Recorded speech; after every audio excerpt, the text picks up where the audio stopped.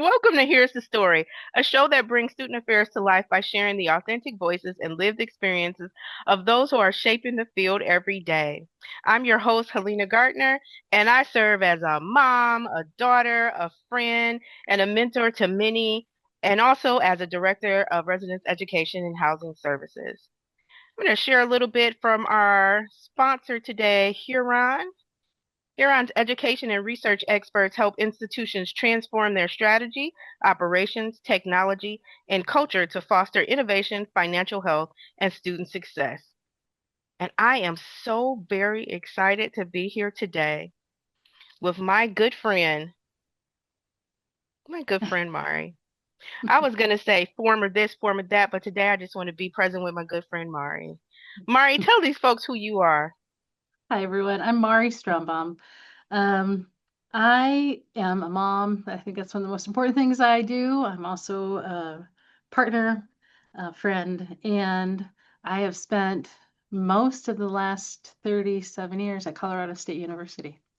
So I am currently serving as the Executive Director of On and Off Campus Life. And it's a new title, maybe a surprise for Helena, because now, in addition to being the executive director for all of Housing and Dining Services, I'm also working with our Off Campus Life office, which has been an exciting addition to my portfolio. So That's fantastic. that's me. Well, Yeah. Mari, we get a chance on this show to tell stories that just impact us as leaders that are doing this work. And so I know you have, with 37 years in one place for most of your life, I know you got some stories to tell. Tell us a story today. One of the things I think is most salient to who I am as a student affairs professional right now is that I am a student affairs professional who's been living with the impacts of long COVID for the last 2.5-ish years, a little bit more than that. Um, and while it's a chronic illness that have been slowly getting better over time, it's Hmm. been very, very slow over the last 2.5 years. I don't know if I'm ever going to get back to who I was before I developed long COVID. And it has made me much more empathetic for my employees that are dealing with long-term chronic illness where there won't be a recovery. And it has also really challenged me emotionally and mentally in lots of different ways. So not just the physical impacts. So the physical impacts for me and long COVID symptoms are so broad. Yeah. It impacts people in lots of different ways. For me, it's been a major symptom has been fatigue. Um, Fatigue to the point where it's hard for me to get out of bed sometimes. Wow. Um, in the early days, I just was in bed a lot. Took a lot of sick leave because I just needed to not do anything with either my body or my mind. So it was just a lot of sleeping. Um, I still have to take breaks from my mind. I still have to take breaks from my Wow. body. Brain fog has been a part of it. Um, GI tract stuff, really bad headaches. And I feel very fortunate that many of those symptoms I've been able to manage through medications, but not all of them. Yeah. And I think that's been the challenging part is anybody who knows me, Helena, knows that I've always been quite a bit of an overachiever. I like to stay busy. Yeah. Achiever is one of my top strengths. Um, I like to see what I've done. Like I need to see some evidence of what I've done. And I can't do like I used to do. Wow. And so mentally, that's definitely been a challenge. I think even more of a challenge most recently, because as I said, I've been feeling better over time. I'm still not Hmm. there, but I'm better than I was a year ago for sure.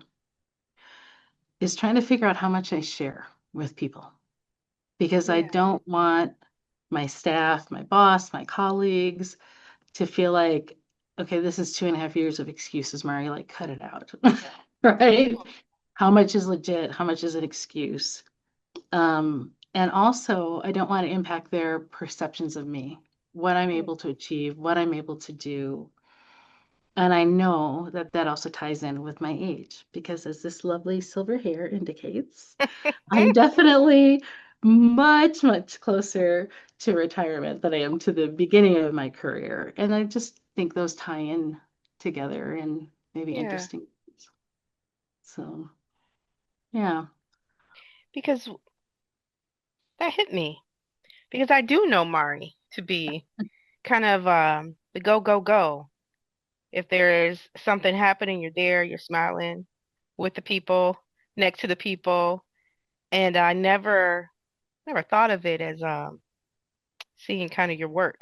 So that yeah, I thank you for yeah, that gift of that's also what yeah, we do when we're out there working, on relationships. We're actually seeing our work, checking out the yeah. extensions of ourselves.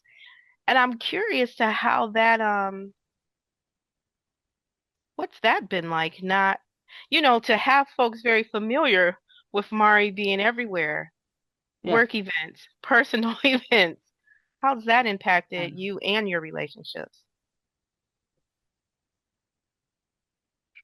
for me, it's been really hard because I know that if I'm not paying attention to where I'm expending my energy, I'm going to pay a price pretty quick.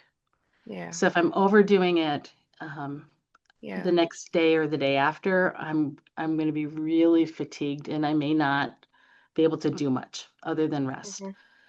Um, the way it's impact relationships is that I'm really grateful for long-term established relationships because I've Yeah, have wonderful friends who give me great grace yeah, because they know this isn't who I typically am. So when I say, gosh, I would love to do that with you, but I know I shouldn't right yeah, now, they get it, right? yeah, The people who don't know me as well may be going like, okay.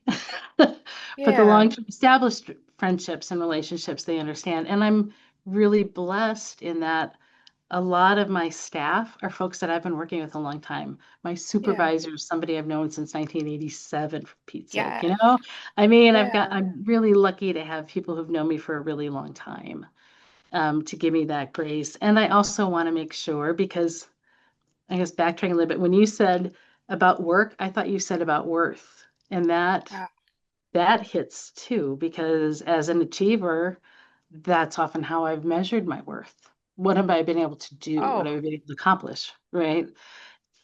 And that's had to shift, which is yeah.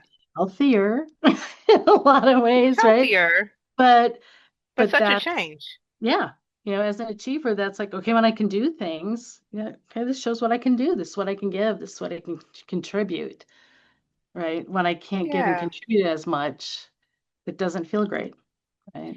So you mentioned achiever as a strength that you have formerly serving you. I feel super work development session when I say this.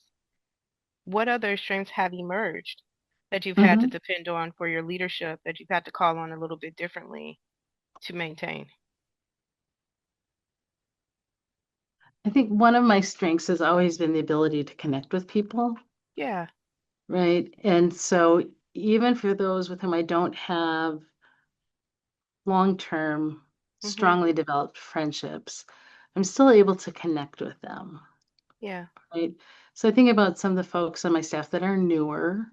Mhm. Um, there's always the challenge of this is my title, this is their title, right? You always have to work through that. Yeah. But my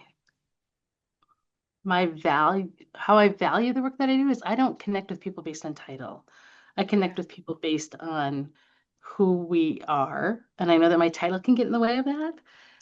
So then my work is always to say, I get it. I've got this title. Mhm. And I know titles can influence me too, but I'm here to help you be successful in your job. Yeah. So how can we Mhm. connect as people? And so I've had to rely more on that and finding the ways to make the time for that, Yeah.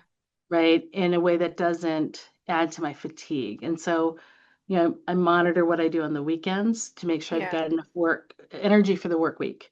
And Yeah. then I also have to monitor what I do during the work week to make sure I've got enough energy on Yeah. the weekends to be present for my family. Weeknights, I don't always have it. Like Yeah. oftentimes I go home Yeah. from work and I lay down, take a nap, and I may or may not get up before morning, but I at least want my weekends to be there with for my family, Yeah. Thank you So, for sharing all that. For parts of this that we didn't have on camera where, we were tossing around stories and what we may be talking about, I was sharing with you that I felt like that was a good heart story and soul connecting. And when you refer back to and lean on the connecting, um, I just want to take a moment to say I feel like you're saying you have to stay in touch with the core of at least who Mari is. yeah, Mari is able to exist through it and call upon the heart pieces. And it yeah, makes me a little emotional with that, um, because I also hear that if that's always who you are inside, the yeah, things you've collected along the way to further enhance you are some of the things that you're not able to utilize any right, longer. right. Yeah. And needing to limit, what do I do during move-in? What are the Which has got to be hard. cleaning? Oh my gosh, We right? love moving because we love moving. Yeah, Right? yeah, And I can't ride my bike around campus anymore like I used yeah, to check in with all the university housing staff. And, I've got a golf cart that I use when I've got yeah, the energy for it. But, sometimes I'm definitely, last couple of years, I've been in my office much more than I had years prior, right? yeah, So, yeah. So here's a last thought I have on this um, huge change in the impact to your life.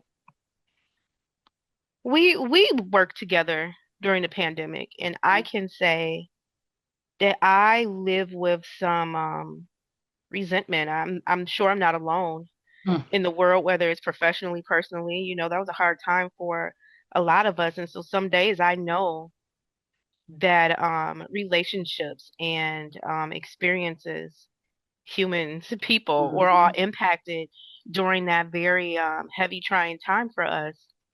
And now I'm just adding to that, and then I think of your whole story around living and leading during that time, and then now continuing to live with pieces of that time in our life. What, you got resentment, Mari? I can. I Yeah, think when I feel the resentment the most is when I yeah, hear people say, well, thankfully we're done with COVID,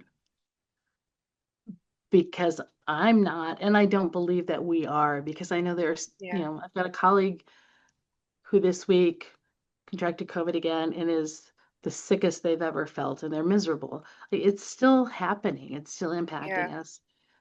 People yeah. aren't dying like they used to, thank goodness. Thank goodness. And I have a good number of colleagues and friends who lost family members to Mhm. COVID. I'm glad we're not seeing that amount of death. But like Yeah, you said, that the impacts are there for all of us, whether you're living with long COVID or not, right? yeah, I think it harmed some relationships, it strained other relationships, it changed, I think, how a lot of us interact with each other. yeah, My sons are 20 and 22, and especially for my 20-year-old, seeing him and the students that we have that are his age, it's so yeah. clear that COVID impacted their development, but they didn't have that opportunity in high school to No. learn how to approach new people, or to live through rejection, or to Yeah, put themselves out there. And all of those social skills were so negatively impacted. And yeah. a colleague of mine was saying that this fall was the first fall since COVID where they feel like the energy of the students is similar to what it was pre-COVID, Yes. right? Yes. Yeah. That's a Yeah. long time, right? And so Yeah. I think it's for those of us who are parents, has impacted us to see what's impacted our children, Yeah. right? And so it's going to be with us as a society for a long time yet.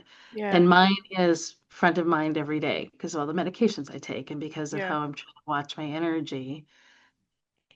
And like I said at the beginning, too, is I have many colleagues that are living with true with not true, mine's true too, I guess, but with chronic illness and have lived with it maybe most of their life, or it's something that there isn't a hope that it'll go away. I still have the hope that mine will go away, whether it will or not. Yeah, But I think that's also in helped me to kind of rethink of when it's very easy to go, oh my gosh, they're taking a sick day again.